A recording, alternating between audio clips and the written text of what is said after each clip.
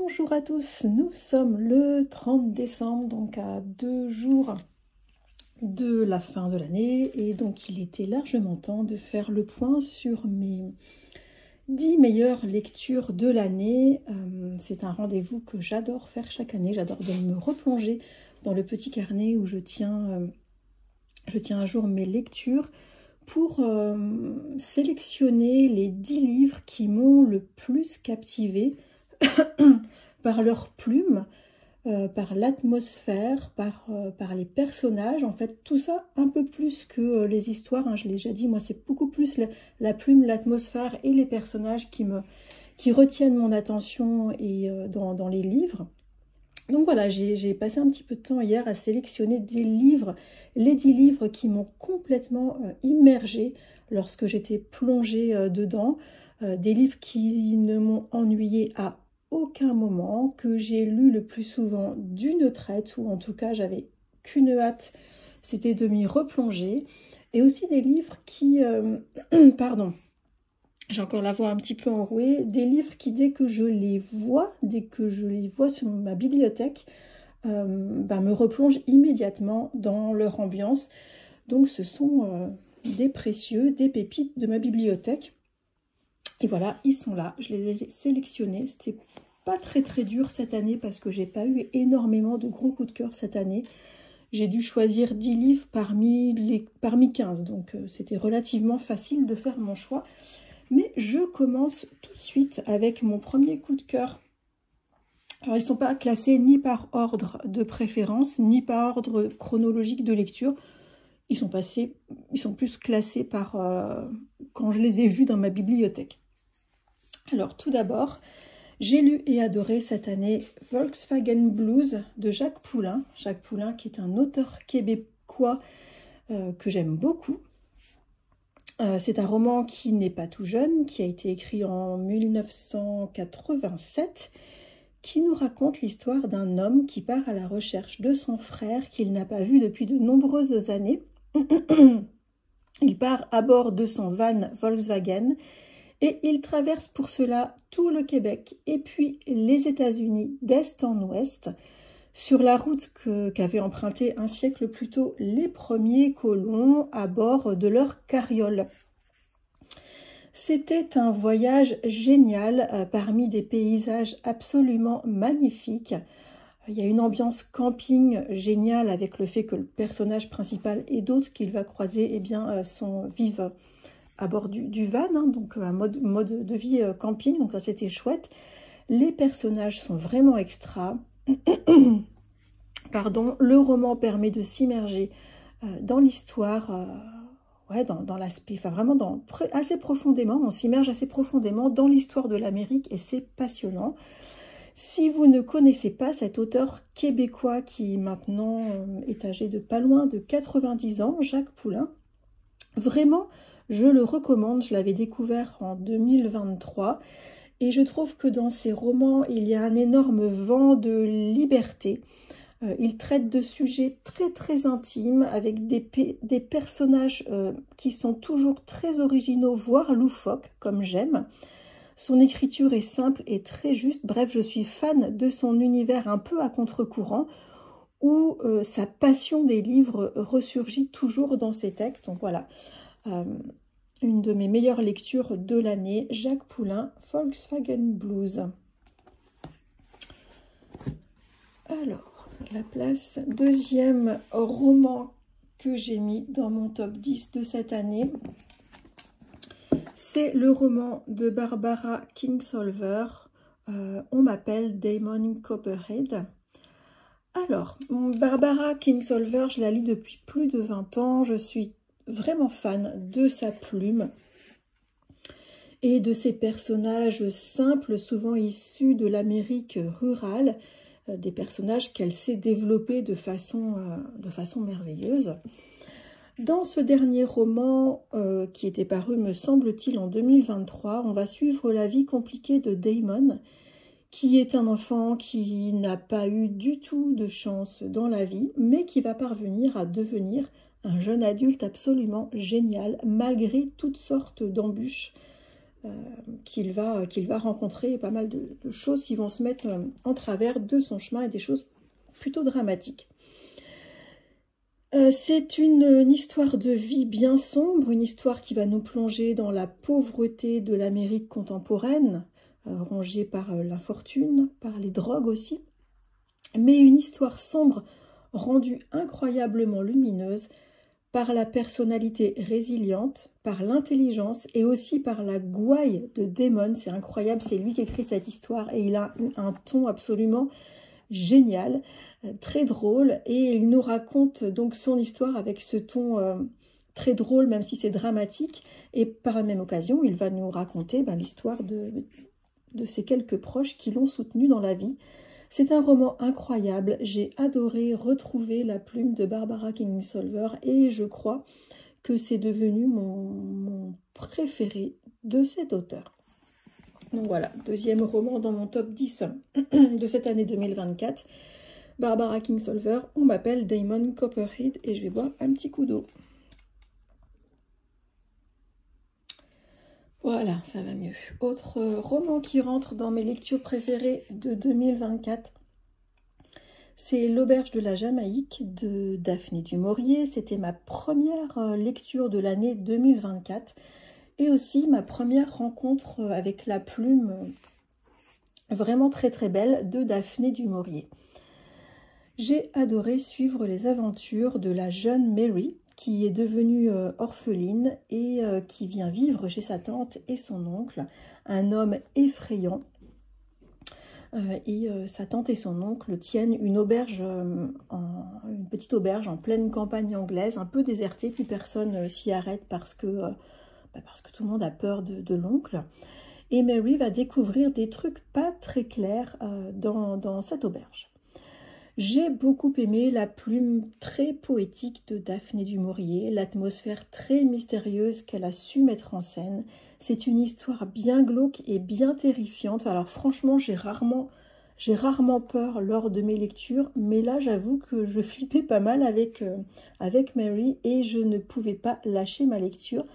Donc je recommande vraiment Daphné du Maurier, L'Auberge de la Jamaïque, même si c'est un roman très très connu, un classique très très connu, que j'imagine certains parmi vous ont déjà lu.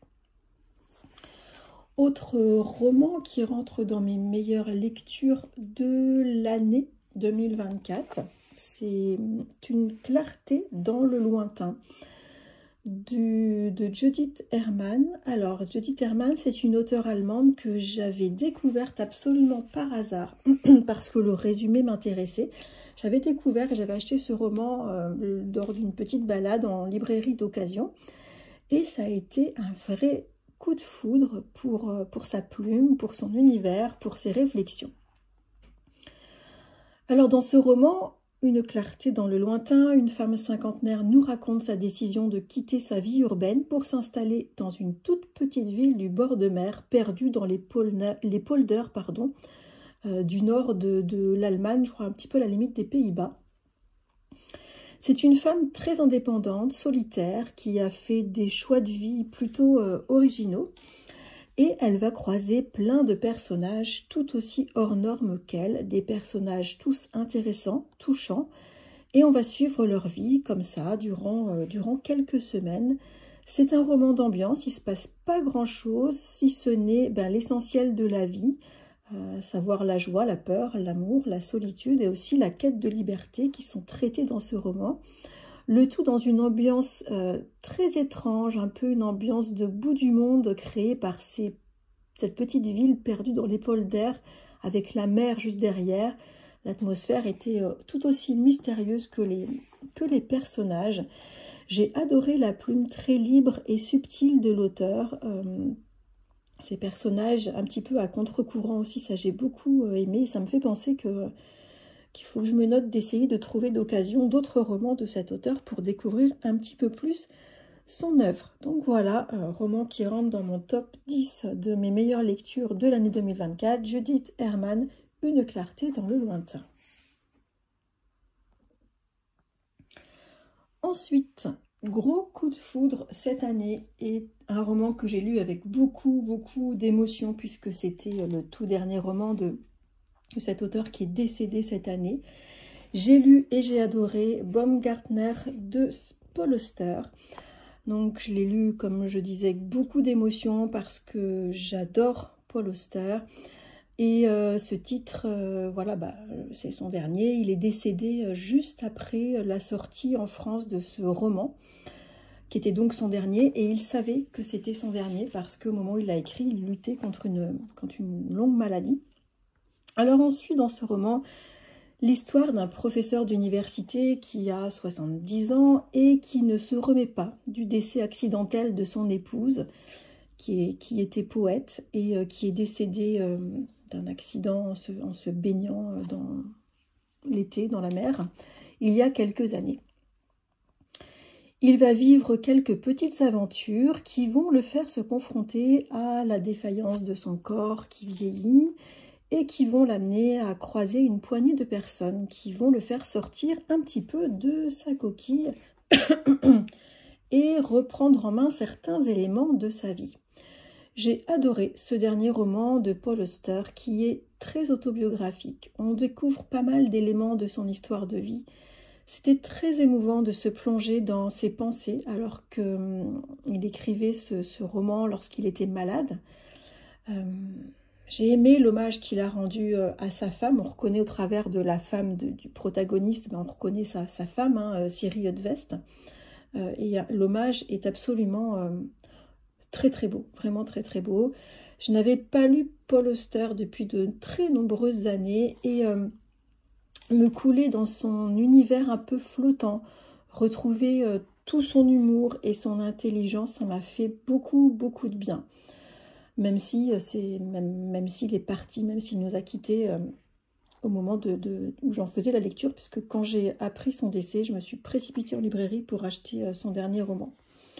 Voilà, c'est un livre que j'ai trouvé magnifique, un presque joyeux roman sur la mort, sur la vieillesse, le deuil, la transmission. Vraiment, je recommande cette lecture. Je trouve qu'avec ce roman, il boucle de façon fabuleuse son œuvre.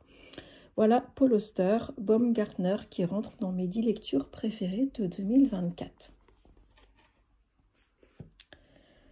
Rentre également dans ce top 10 de mes meilleures lectures un roman de Doris Lessing que je n'avais pas lu depuis très très très longtemps, peut-être plus de 20 ans. Le 5e enfant, qui nous transporte dans une famille anglaise des années 70. Une famille adorable, des jeunes parents qui s'adorent, 4 enfants magnifiques, une famille élargie, très sympa, des oncles, des tantes, des cousins, plein de grandes tablées et de jeux.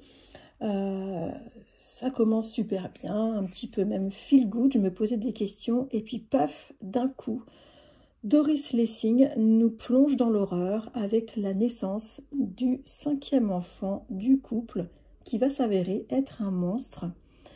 Et la vie de famille elle va poursuivre le récit de la vie de cette famille qui va virer au cauchemar. C'était absolument génial, c'était bien flippant. Vraiment là, pour le coup, j'ai eu peur. Comme je disais au début de la vidéo, j'ai pas l'habitude d'avoir peur dans mes lectures, mais là, je me demandais vraiment comment ça allait pouvoir se terminer. C'est très intelligent. Doris Lessing n'a pas hésité à user de la science-fiction, d'aller très loin dans son description du monstre pour parler d'un thème passionnant, très important, à savoir la différence et l'acceptation dans une famille d'un enfant différent. J'ai trouvé ça brillant et vraiment je recommande cette lecture, Le 5e enfant de Doris Lessing.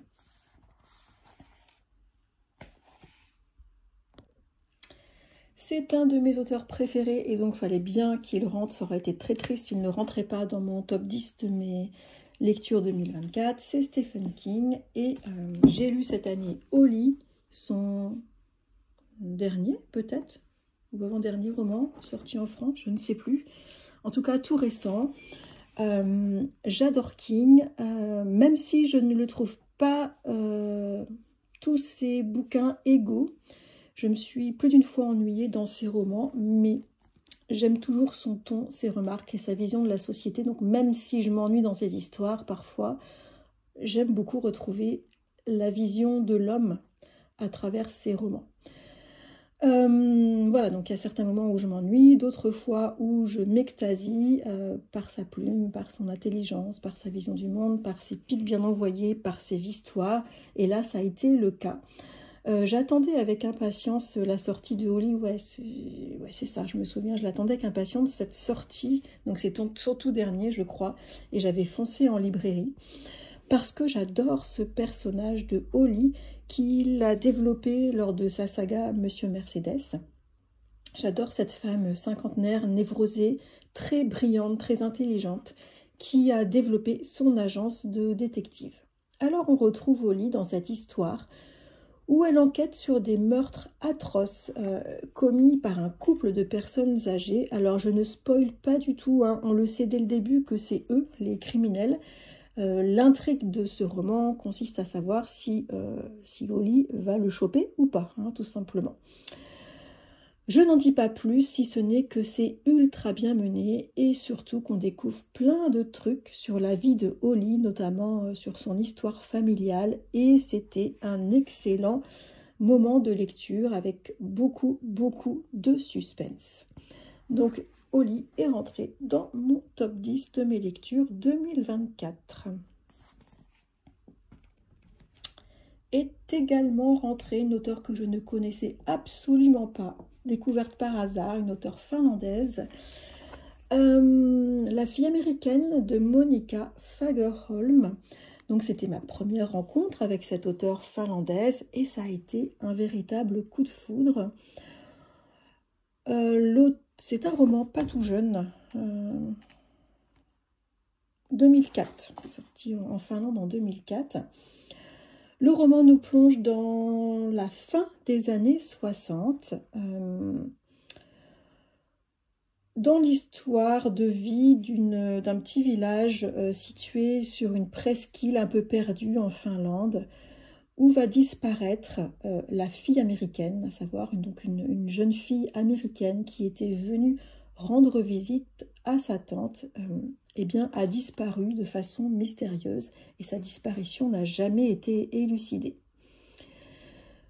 Deux jeunes du coin étaient amoureux d'elle et l'un va se pendre après cette disparition mystérieuse. Et cette histoire va hanter les lieux et les esprits des habitants, notamment ceux de Doris et Sandra, deux enfants de milieux extrêmement opposés, qui vont développer une amitié puissante autour de leur fascination commune pour la fille américaine. Ce roman est un ovni, c'est une pépite de roman noir, il est bourré de mystères, très inquiétants, avec des personnages tous très forts. On découvre des histoires de vie et des personnalités incroyables et passionnantes. Il y a une ambiance extrêmement mystérieuse rendue par le fait que le village est situé dans des marécages et aussi par les personnages un peu barrés et remplis de mystères. Il y a eu un peu une ambiance à la Twin Peaks pour ceux qui auraient connu cette super série, une de mes préférées. Il y a un peu une ambiance à la Twin Peaks dans ce roman, un roman qui mêle réalité, rêve et fantasme en permanence. J'ai adoré.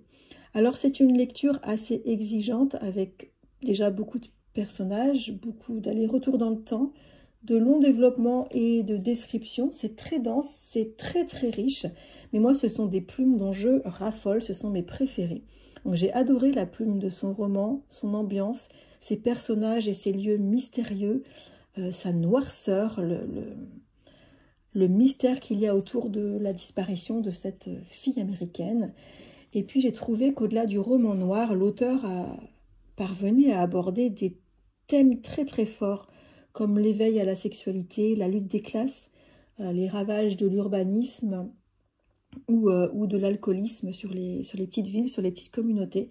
C'était génial et voilà, il faut absolument, on m'a appris dans un commentaire, je ne sais plus qui m'avait dit qu'il y avait une suite, il faut absolument que j'essaye de la trouver d'occasion pour me replonger dans l'univers de Monica Fagerholm. Donc voilà, la fille américaine qui rentre dans mon top 10 2024. Il en reste deux et ils sont rentrés de façon vraiment très limpide dans ce top 10 parce que ce sont deux auteurs que j'aime énormément. Il y a tout d'abord Joyce Carol Oates, Petite sœur, mon amour, un roman bien noir qui raconte la destruction d'une famille par une mère complètement folle qui a voué sa vie à faire de sa toute petite fille une star du patinage. C'est une histoire avec vraiment haletante. Il y a un très très bon suspense autour du meurtre d'une des personnes de cette famille, meurtre qui n'a jamais été élucidé. Joyce Carol Oates, comme d'habitude, elle fouille très en profondeur l'âme humaine et elle parvient à montrer toute la bêtise et la folie qui peuvent s'y loger. Elle sait nous faire voir toute la détresse derrière la noirceur de ces personnages et du coup nous les rendre presque touchants, voire touchants. Et ça, je trouve ça très très fin du point de vue psychologique.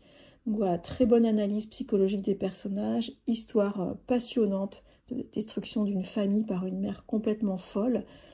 Voilà, si vous ne connaissez pas Joyce Carol Oates, si vous aimez le roman noir, ben voilà, il faut y aller, quoi. C'est vraiment chouette. Donc, j'ai adoré lire Petite sœur, mon amour. Tout dernier roman qui rentre dans mon top 10, et le revoici, c'est Stephen King. 22-11-63.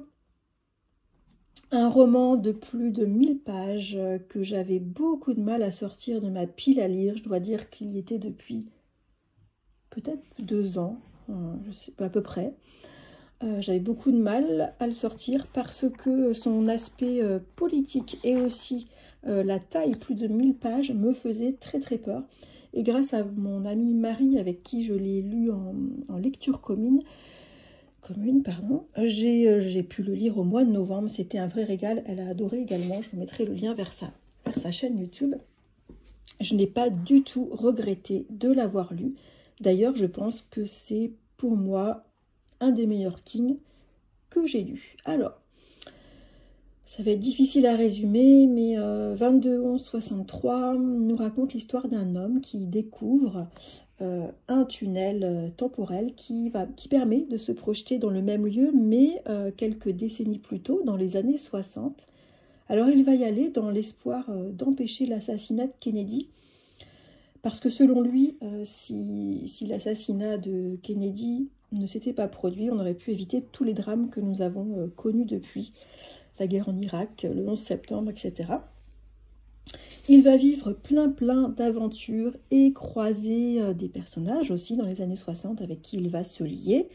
Il y a beaucoup d'action, beaucoup de suspense, des réflexions très pertinentes sur le destin, sur le passé et sur le poids du passé. La plume, voilà, c'est King, hein, moi j'adore sa plume, elle est piquante et fine. Les personnages principaux et secondaires sont tous très savoureux et très bien développés. C'est une plongée sociale absolument géniale dans l'Amérique du baby-boom et dans ses travers aussi. L'ambiance est très bonne, très immersive. La plume, je l'ai déjà dit, la plume elle est exquise. Hein. Je trouve que dans ce roman, il s'est surpassé sur le plan narratif et c'est très bien mené, très original. Et ça fait beaucoup réfléchir sur ce qui ne fonctionne pas, mais aussi sur ce qui fonctionne dans notre société contemporaine. Donc, de l'aventure, de la science-fiction, puisqu'on est dans un tunnel temporel, et de la réflexion sur la société. Moi, c'est tout ce que j'aime chez Stephen King. Donc voilà, 22 novembre 63 de Stephen King. Voilà pour mon bilan lecture et mon top 10 de mes meilleures lectures de l'année 2024. Dites-moi si vous les avez lus, si vous les connaissez, si ça vous donne envie de les lire. Et aussi dites-moi quelles ont été pour vous vos meilleures lectures de cette année.